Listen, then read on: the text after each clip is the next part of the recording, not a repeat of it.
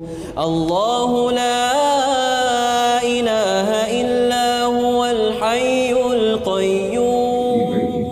رسول اکرم صلی اللہ علیہ وآلہ وسلم کا فرمانا صحیح ترغیب کی روایت ہے 1532۔ لمبی حدیث ہے، نوح علیہ السلام نے فوت ہونے لگا۔ جب وقت قریب آ گیا اپنے بیٹوں کو بلایا اور کہا بیٹوں میں آپ کو وصیت کرنا چاہتا ہوں،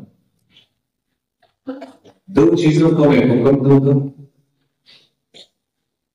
اس کو مضبوطی سے تھامیں۔ پہلی چیز کا حکم دیا نوح علیہ السلام نے کہ لا الہ الا اللہ، اس کلمے کو نہ چھوڑو، اور ساتھ ہی کہا کہ پوری کائنات ایک پلڑے میں رکھتی جائے تو لا الہ الا اللہ دوسرے پلڑے میں ہو تو یہ پوری کائنات سے بھاری ہو۔ دوسری جو بات میں آپ کو کہنا چاہتا ہوں بیٹو، یہ جو کلمہ ہے نا سبحان اللہ و بحمدہ، میرے بیٹو یہ کلمہ نہ چھوڑنا، کیوں؟ فإنها صلاة كل شيء وبها يرزق كل شيء۔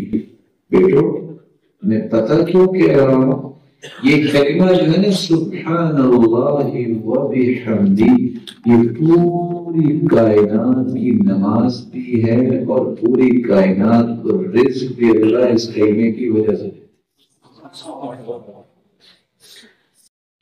رزق کی فراوانی کے لیے اگر کوئی بندہ یقین کر کے پڑھ لے سبحان اللہ و بحمدہ، رزق اتنا اللہ عطا کرتے ہیں کہ لوگ بھی تعریف کرتے ہیں کہ کیا اللہ نے اس کو نعمت دی،